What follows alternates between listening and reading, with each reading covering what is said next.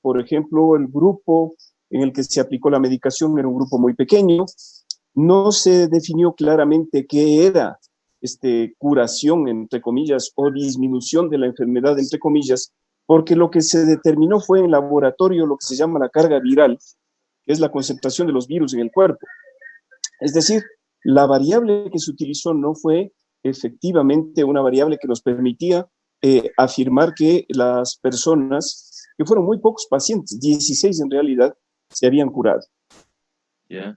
Este estudio llega a conocimientos del presidente de los Estados Unidos y el presidente Trump obliga, o mejor dicho, comenta que la FDA, que es la institución más seria de los Estados Unidos para el control de los fármacos y de los alimentos, debería permitir que la cloroquina sea usada para el tratamiento de la COVID. Entonces, obviamente, la FDA no aprobó la petición del presidente, la ciencia no se mezcla con la política, y bueno, de ahí rápidamente un medicamento como la cloroquina que cuesta 20 centavos de dólar, y que actualmente se utiliza poco para el paludismo, porque el plasmodium, que es el causante del paludismo, ya se ha hecho resistente a la cloroquina, se utiliza para otras enfermedades, entre ellas el lupus eritematoso. Un fármaco tan barato que cuesta 20 centavos de dólares, o que costaba, llegó a costar entre 15 y 20 dólares la tableta.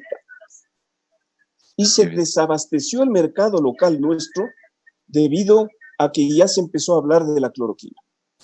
Para más INRI, el viceministro de Salud, el doctor Carrasco, empezó a, de alguna manera, estimular el uso de la cloroquina tanto en pacientes hospitalizados como en pacientes ambulatorios, sin ninguna evidencia disponible.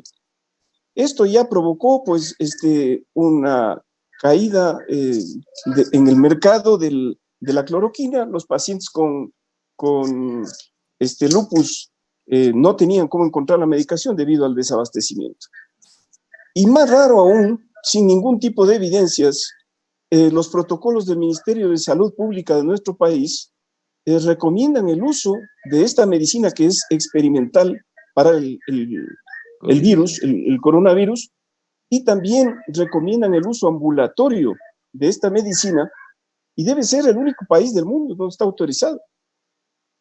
Hay un estudio que se realizó hace relativamente poco tiempo en más de 2 millones de pacientes, en el que se mezcló tanto la hidroxicloroquina como la citromicina, y el estudio tuvo que suspenderse porque se observó un incremento en la mortalidad cardiovascular, un alto riesgo de arritmias, insuficiencia cardíaca, dolor en el pecho, angina de pecho, etc. Entonces, esa es la realidad. Ahora, como estamos viviendo una etapa muy curiosa en donde los organismos del Estado ni siquiera controlan, los organismos de control, el Ministerio de Salud Pública, que tiene la rectoría sobre la salud de los ecuatorianos, ocurre que un partido político con una comisión de benefactores decide importar alrededor de 32.500, de acuerdo con las declaraciones, dosis de la hidroxicloroquina, y la están distribuyendo gratuitamente. Cuando hablamos de la alta mortalidad en la ciudad de Guayaquil, la pregunta que me hago yo es, ¿cuántos de esos fallecidos han muerto por el uso de la cloroquina? Y bueno, ahora todo el mundo está recomendando la cloroquina. Hay un ingeniero mecánico que leí hace poquito en Twitter, también de la ciudad de Guayaquil, que dice que 9 amigos suyos se han curado con la hidroxicloroquina y que ese es el tratamiento que hay que recibir. La medicina y la ciencia no se basa en la anécdota, se basa en los ensayos clínicos controlados, en la replicación de esos ensayos clínicos. Eso quiere decir que un estudio que demuestra la eficacia y la efectividad de un tratamiento en la China tiene que demostrarlo exactamente aquí y en cualquier otro lugar del mundo. Pues el estudio francés no ha podido ser replicado. Como le comento, hay un estudio multicéntrico con casi 2 millones de pacientes en donde tuvo que ser suspendido el mismo debido al incremento de la mortalidad. Así que es muy posible que en lugar de ayudar esta fundación de este partido político que está coordinada, entiendo, esta fundación por el abogado Jaime Nebot, probablemente también, en lugar de ayudar, haya sido responsable de la mortalidad de un número que desconocemos de pacientes afectados por coronavirus. No hay ningún medicamento que sea ya comprobado, no hay ningún estudio que haya llegado a ese nivel para eliminar el coronavirus. Todos son ensayos o pueden ser paliativos, porque mucho también se hablaba del paracetamol, decían que el paracetamol también en usos excesivos podría dañar el hígado, o sea, la zona hepática. Y hay Sí, también bueno, claro, y hay otras personas también que hablan de un tratamiento en base a cloro. sí. Bueno, a ver, el paracetamol es un fármaco viejo, se lo utiliza como analgésico y como antiinflamatorio. Es más analgésico y antipirético, o sea, para bajar la fiebre, que antiinflamatorio. Y la dosis que debe utilizarse al día no debe ser más allá de los 2 gramos. Hace muchos años empezó a fabricarse una presentación de paracetamol de 1 gramo y se ha visto que esta presentación no incrementa su efecto antiinflamatorio o antipirético, pero sí puede incrementar la posibilidad de daño hepático. Usado a dosis habituales, como le digo, dosis no mayores de 2 gramos al día, es un fármaco muy seguro y no tiene ningún efecto sobre el coronavirus. Lo que hace es bajar la fiebre en los pacientes con coronavirus y por lo tanto está indicado. Los tratamientos que se vienen utilizando para el coronavirus en realidad son tratamientos paliativos, es decir, no hay un tratamiento, como usted ya lo ha comentado, que sea efectivo y que sirva para curar la enfermedad. Cuando los pacientes están hospitalizados, se están tratando con algunos fármacos que lo que hacen es intentar neutralizar los efectos del virus a nivel sistémico, porque inicialmente se pensó que este virus solo provocaba neumonía y obviamente los pacientes que están ingresados en una unidad de cuidados intensivos requieren de ventilación mecánica. Se ha visto que el virus destroza los pulmones, produce un cuadro inflamatorio muy severo y para eso se utilizan distintos fármacos que intentan minimizar el daño. Se están utilizando experimentalmente algunos antirretrovirales que ya se han utilizado para otros tipos de virus. Se utilizan corticoides a dosis muy altas para disminuir la inflamación pulmonar y en general del organismo. Se ha visto que este fármaco produce una alteración gravísima en la cascada de la coagulación y se producen trombos y coágulos en todo el organismo y para eso se están utilizando distintos anticoagulantes, etcétera. Pero siempre el tratamiento es un tratamiento, digamos, preventivo y paliativo, no es un tratamiento curativo. Esperamos que en los próximos meses haya alrededor de 250 ensayos clínicos con distintos fármacos que nos permitan ver cuál fármaco ayuda a prolongar la supervivencia o a disminuir los efectos colaterales tan severos que produce el virus. Pero como le comento, en realidad el tratamiento actual es un tratamiento eminentemente empírico y que lo que busca es neutralizar los efectos secundarios y graves sobre el organismo, sobre la inmunidad que produce el coronavirus. Usted se ha referido al hidróxido de cloro. No hay ninguna evidencia sobre el uso del hidróxido de cloro para el coronavirus. He visto también que están utilizando, y esto lo digo con estupor, que se están inyectando agua marina en Jaramijovic el día de ayer. Imagínense lo que eso puede provocar, es decir, va a incrementarse la muerte de los pacientes por efectos secundarios. Imagínense una embolia. Destrozando los riñones. No, destrozando los riñones, destrozando el hígado, teniendo incluso el riesgo de que la solución que se están inyectando pueda provocar una sepsis y el paciente se muera por una infección bacteriana. Entonces, no hay evidencias tampoco de que la vitamina C o de que otros multivitamínicos ayuden para disminuir el impacto del virus sobre el organismo. No hay ninguna evidencia que estos medicamentos que supuestamente suben la inmunidad y suben las defensas del organismo puedan permitirnos enfrentar la enfermedad de mejor manera. Todo está en este momento en fase de experimentación y de aprendizaje. Hay otro, doctor, otro fármaco que nos están diciendo que también están utilizando, que es el Colufase, que es un antiparasitario. Así es. ¿Y este también qué efectos tendría?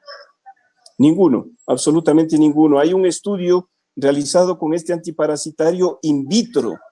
Esto quiere decir que se ha visto que puede afectar al virus en el laboratorio, pero una cosa son los estudios in vitro en el laboratorio y otras cosas son los estudios in vivo en el ser humano. Para que usted tenga una idea más o menos, cuando se ve que hay actividad farmacológica de un estudio in vitro para llegar a 3 y 6 años, porque los ensayos clínicos tienen que ser muy rigurosos. Primero hay que empezar analizando cuál es la distribución del fármaco en el organismo, por qué vía se elimina, cuál es la dosis que puede, sin afectar al ser humano, ser una dosis efectiva para el tratamiento de la enfermedad. ¿Cuánto tiempo permanece el fármaco circulando en el organismo, lo que se llama la vida media farmacológica?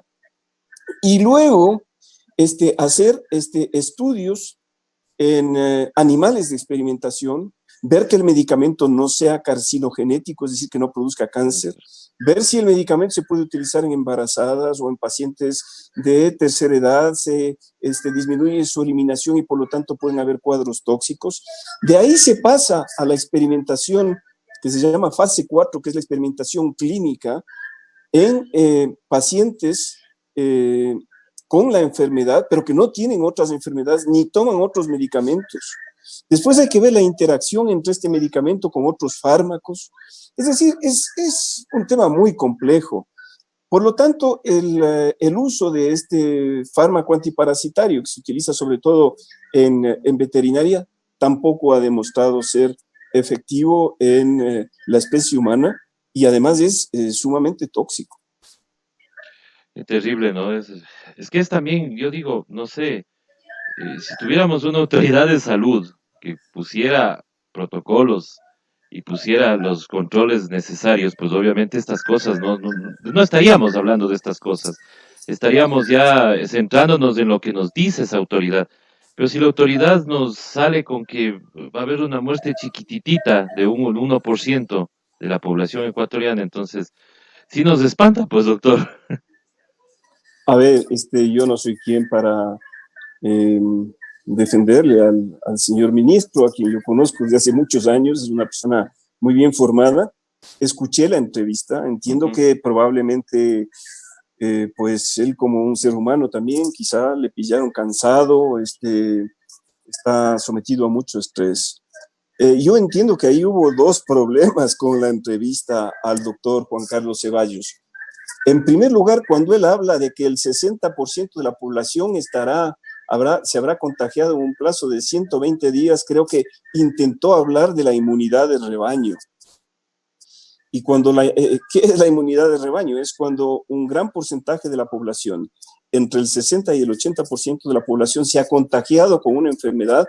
Entonces, ya no estamos hablando de una pandemia, ya no estamos hablando de una crisis sanitaria, ya no estamos hablando de un peligro desde el punto de vista del impacto epidemiológico sobre los sistemas de salud y por lo tanto el virus provocará pues algunas pocas muertes, provocará algunos pocos más contagiados y ya no será tan letal como ahora. ¿Por qué es letal ahora el virus? Porque simplemente la tasa de contagiosidad que tiene el virus es muy alta. Y por lo tanto lo que vemos que está pasando y por qué estamos encerrados es para no contagiarnos, porque en este momento ya el 95% de los hospitales de Quito están colapsados, ya no hay más camas. Hay unas muy poquitas camas en las unidades de cuidados intensivos. Me parece que más o menos de las 1,000 camas para los pacientes que no están gravemente enfermos, hay alrededor de 900 y pico de camas ocupadas ya, ¿no? Como 960 camas. Entonces quedan muy poquitas camas. Han habilitado un hospital, han habilitado un hospital de campaña en el IES del Sur, Ujú.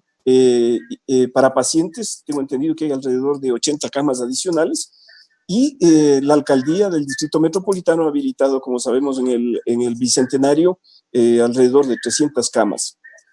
De la unidad de cuidados intensivos, quedan libres unas 10 o 15 camas en todo Quito, no hay más. Claro. Entonces ese es el problema. El ministro se refería, retomando la conversación, a esta inmunidad de rebaño, es decir, cuando ya el virus no sea un peligro por la alta contagiosidad y no existan tantos casos. Y luego, lastimosamente, él dijo que habrá una mortalidad chiquitita. No se estaba refiriendo a la mortalidad, sino a la letalidad. Entonces, Ujú.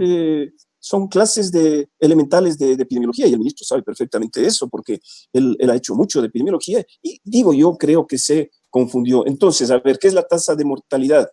La tasa de mortalidad es el número de muertos comparado en el denominador con la población general. Para sacar la tasa de mortalidad, si tenemos 18.000 muertos, dividimos los 18.000 muertos para los 17 millones de habitantes del Ecuador. Esa es la tasa de mortalidad. La tasa de letalidad es el número de muertos dividido para el número de contagiados.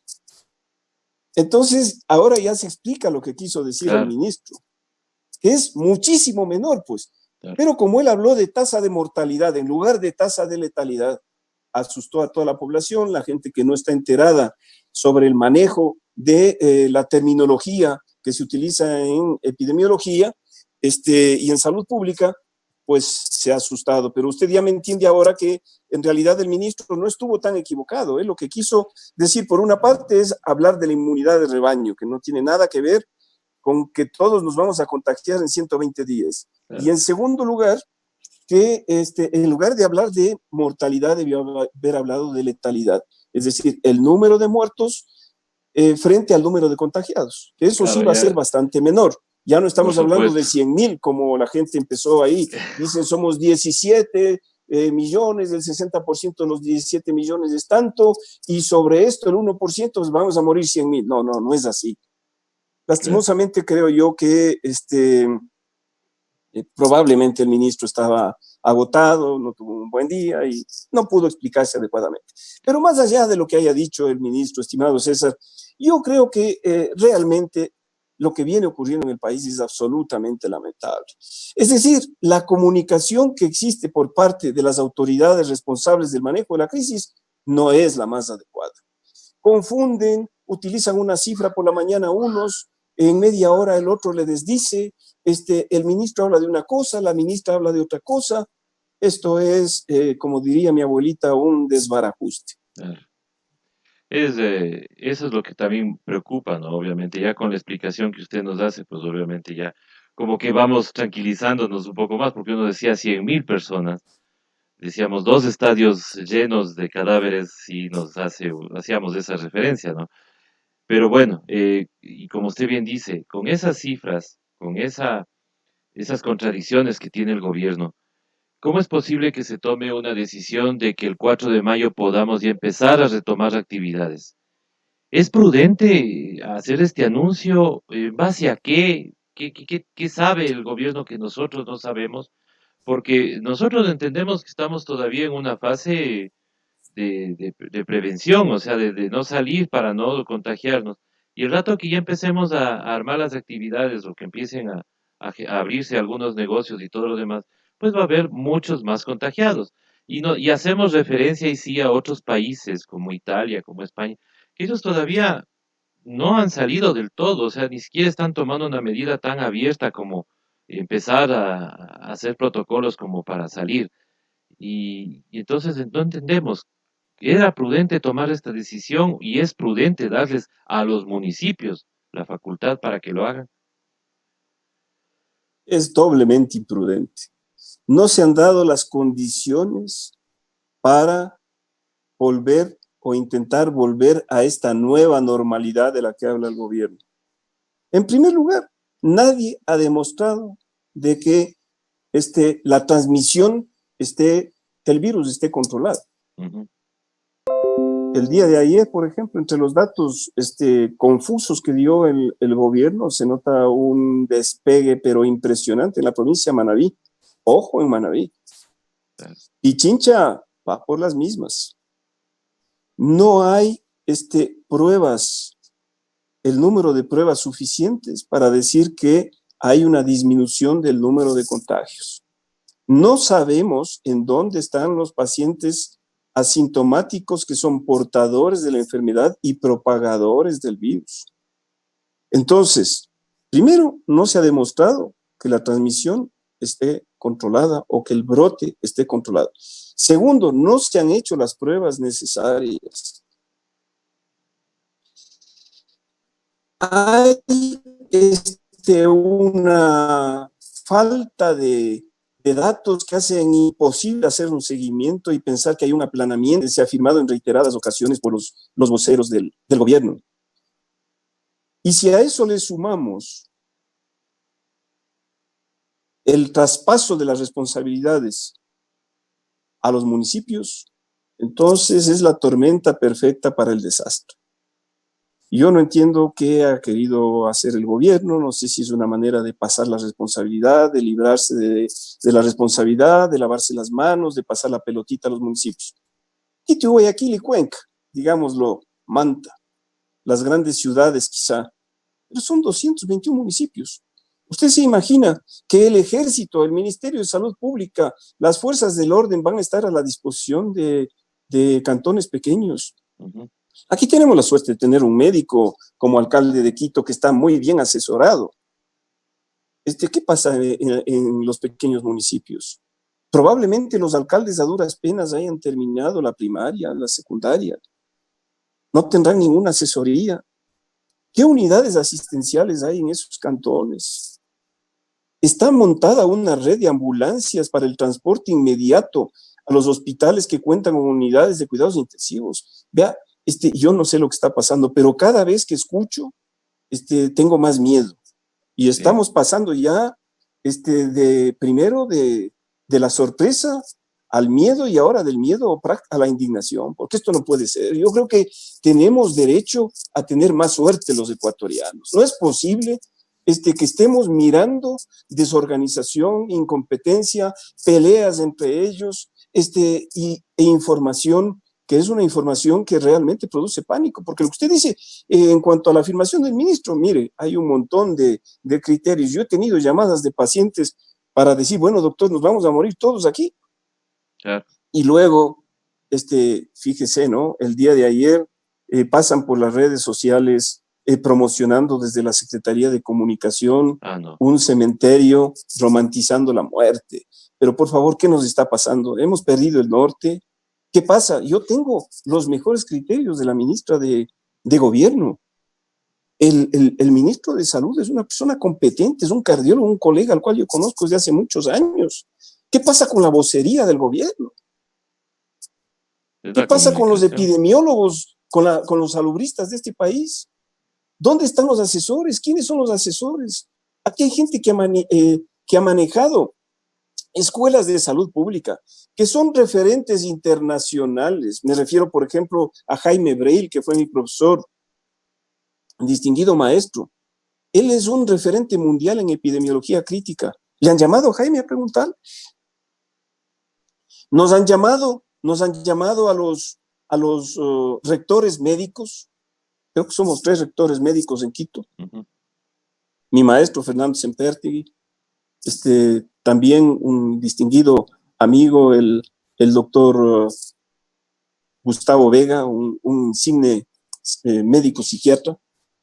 Y bueno, ¿quién le habla? Yo llevo 30 años enseñando medicina basada en evidencias en el país y en la región, y también he participado fuera, intentando dar a conocer esta nueva corriente, que ya no es tan nueva, ¿no? De la medicina basada en evidencias, que es una nueva forma de ver y entender el ejercicio de la medicina a través de la ciencia. Claro, no se ha tomado mano justamente de los profesionales que tiene aquí el país y se ha hecho estas cosas, ¿no? Que obviamente, como usted dice, lo de ayer fue terrible, o sea, esa propaganda que sacaron de ese cementerio, pues a todos nos asustó, nos preocupó, y al mismo tiempo, en este caso yo que manejo comunicación, pues fue un error, pero terrible, el haber tratado de, con el sentimiento que tiene ahora el ecuatoriano, especialmente en la provincia del Guayas, tratar de romantizar la muerte es terrible.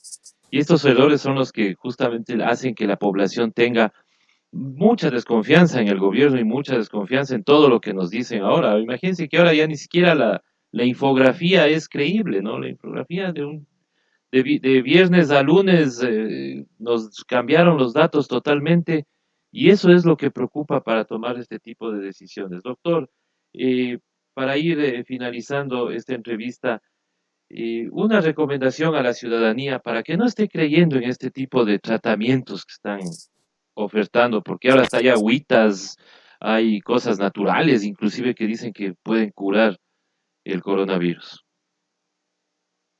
Bueno, tener claro que no hay un medicamento ni un tratamiento mágico para esta enfermedad, que a los primeros síntomas tiene que consultar a su médico, una persona que empiece con dolor de cabeza, con fiebre, con malestar general, con tos, tiene que consultar al médico, evitar los medicamentos caseros, las recomendaciones que no tienen ningún asidero.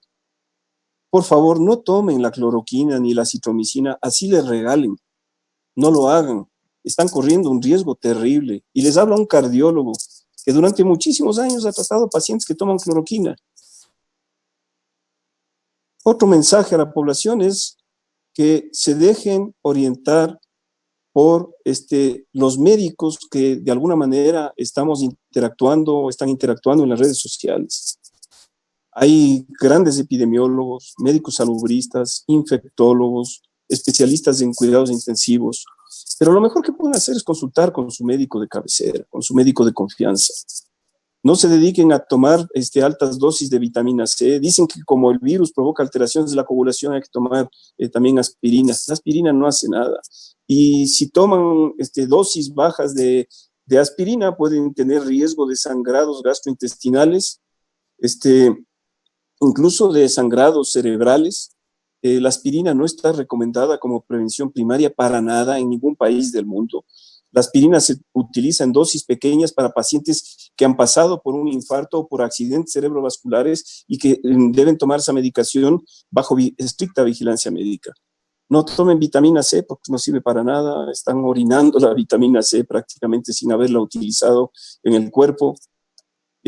No crean en estos fármacos milagrosos, antiparasitarios o en bebidas que de alguna manera no tienen ninguna garantía de que les van a proteger.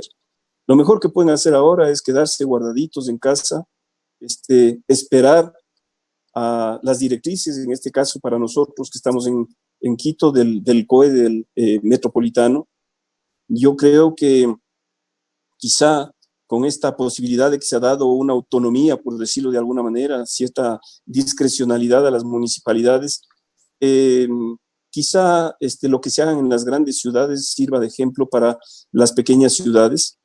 El día de ayer estábamos conversando con la Defensoría Pública de ver la posibilidad de asesorar un grupo de académicos, de investigadores, de epidemiólogos a la Corporación de Municipalidades para orientarles de alguna manera, puesto que el gobierno central prácticamente se ha desentendido del manejo de la crisis, lo cual es realmente muy preocupante. Así es, doctor. Bueno, queremos agradecerle siempre su predisposición hacia este medio de comunicación para tratar estos temas que la gente debe conocer y la gente debe entender de que todo el manejo del coronavirus tiene que ser por parte de profesionales médicos y no personas que quieren, no sé si de buena voluntad o por ocupar esto de un tema político, quieren ahora salir a las pantallas y hablar cualquier cosa. Doctor, nuevamente muchísimas gracias y le agradecemos nuevamente y agradecemos también a las personas que se han conectado el día de hoy a esta entrevista. Muchísimas gracias, doctor. Hasta Muchas una gracias, próxima estoy siempre a oportunidad. las órdenes. Así Gracias, es. doctor.